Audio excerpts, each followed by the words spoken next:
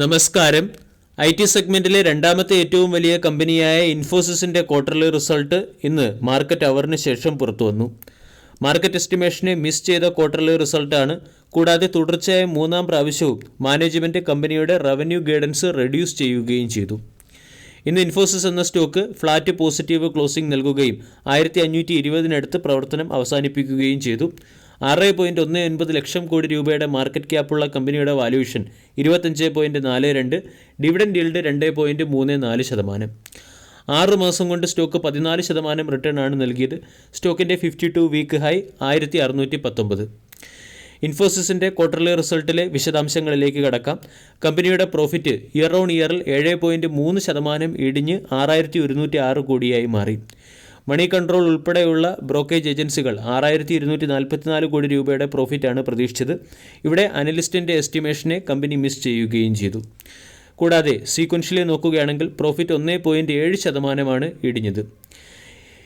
ഈ Q3 സെഷനിൽ holidays കൂടുതലായതും week discretionary സ്പെൻഡിങ്ങിൻ്റെയും പശ്ചാത്തലത്തിലാണ് ഇൻഫോസിസ് മോശം ക്വാർട്ടർലി റിസൾട്ട് കാഴ്ചവെച്ചത്.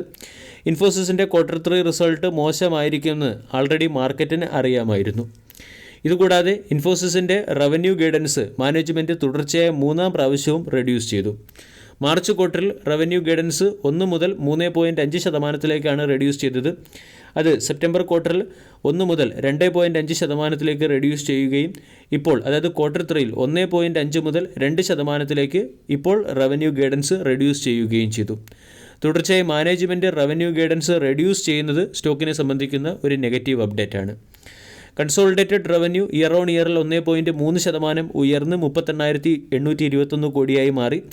മാർക്കറ്റ് എസ്റ്റിമേഷനേക്കാളും മികച്ച റവന്യൂ കമ്പനി നേടി. മാർക്കറ്റ് 38,630 കോടി രൂപയുടെ റവന്യൂ ആണ് പ്രതീക്ഷിച്ചത്. കൂടാതെ ഈ ക്വാർട്ടറിൽ ഇൻഫോസിസ് $3.2 ബില്യൺ വാല്യൂവേഷനുള്ള ഡീലുകൾ സ്വന്തമാക്കിയിട്ടുണ്ട്. ഇതിൽ 71% ഡീലുകളും പുതിയ ഡീലുകളാണ്. ഇത് ഇൻഫോസിസിനെ സംബന്ധിക്കുന്ന ഒരു പോസിറ്റീവ് അപ്ഡേറ്റ് ആണ്.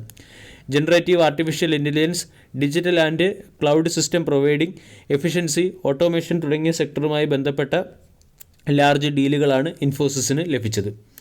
കൂടാതെ ഇൻഫോസിസിൻ്റെ ടോട്ടൽ കോൺട്രാക്റ്റ് വാല്യൂ കഴിഞ്ഞ ക്വാർട്ടറുമായി താരതമ്യപ്പെടുത്തുമ്പോൾ $7.7 ബില്യൺ നിന്നും $3.2 ബില്യൺ ഇടിയുകയും ചെയ്തു.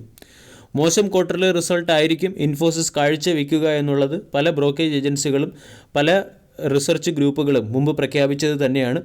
പക്ഷേ 2.2% സീക്വൻഷ്യലി പ്രോഫിറ്റ് ഡ്രോപ്പാണ് പല ബ്രോക്കേജ് ഏജൻസികളും ഇൻഫോസിസിൽ പ്രെഡിക്റ്റ് ചെയ്തത്.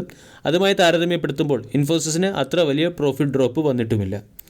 ഇൻഫോസിസിനെ സംബന്ധിക്കുന്ന മറ്റൊരു positive update, company semiconductor design സെക്ടറിലെ ഒരു പ്രമുഖ കമ്പനിയായ ഇൻസെമി എന്ന കമ്പനിയുടെ 100% സ്റ്റേക്കുകൾ 280 കോടി രൂപയ്ക്ക് അക്വയർ ചെയ്യാൻ തീരുമാനിച്ചതാണ്.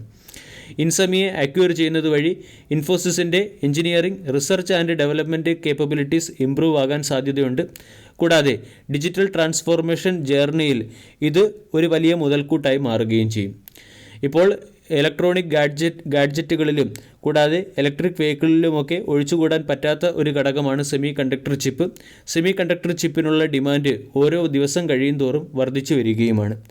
2013 ഫൗണ്ടഡായ ഇൻസെമി എന്ന company semiconductor design service, electronic design, platform design, automation, embedded and software technology തുടങ്ങിയ സർവീസുകൾ പ്രൊവൈഡ് ചെയ്യുന്ന സെമി കണ്ടക്ടർ സെക്ടറിലെ ഒരു കമ്പനിയാണ്. നെക്സ്റ്റ് ജനറേഷൻ ഗ്രോത്തിന് ഇൻഫോസിസിനെ സഹായിക്കുന്ന രീതിയിലുള്ള ഒരു അക്വിസിഷനാണ് കമ്പനി നടത്തിയിരിക്കുന്നത്. ഇത് ഇൻഫോസിസിനെ സംബന്ധിക്കുന്ന ഒരു പോസിറ്റീവ് അപ്ഡേറ്റ് ആണ്. ഓവറോൾ വീക്ക് ക്വാർട്ടർലി റിസൾട്ട് ആയിരിക്കും എന്ന് മാർക്കറ്റിന് മുമ്പേ അറിയാവുന്നതുകൊണ്ട് ഇൻഫോസിസിൻ്റെ ക്വാർട്ടർലി റിസൾട്ട് മാർക്കറ്റിൽ അത്ര നെഗറ്റീവ് സെൻറ്റിമെൻറ്റ് ക്രിയേറ്റ് ചെയ്യാൻ സാധ്യതയില്ല.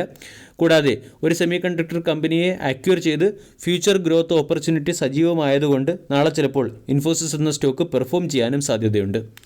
സ്റ്റോക്കിനെ സംബന്ധിച്ചിടത്തോളം 1650 പ്രധാന റെസിസ്റ്റൻസും 1500, 1450 തുടങ്ങിയ സോണുകൾ സപ്പോർട്ടുമാണ്. വീഡിയോ എല്ലാവർക്കും ഇഷ്ടമായി എന്ന് വിശ്വസിക്കുന്നു. താങ്ക്